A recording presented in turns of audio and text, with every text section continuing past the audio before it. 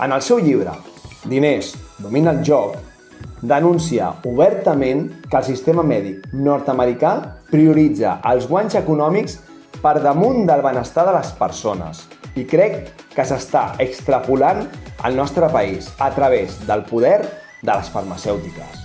El sistema mèdic no es basa en curar-te, es basa en mantenir-te dins el sistema.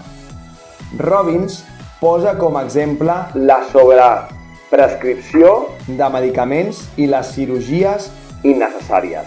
Segons ell, el negoci de la malaltia genera milions, però deixa víctimes pel camí. El missatge clau de Robbins és clar. Informa't, educa't, sigues el CEO de la teva salut. La relació entre salut i finances és molt curta. Quan parlem de iatrogènia, no només parlem de salut, parlem també de finances personals. Pensa-ho, una mala intervenció mèdica pot costar-te no només la salut, sinó milers d'euros. Factures amb metges i clíniques privades.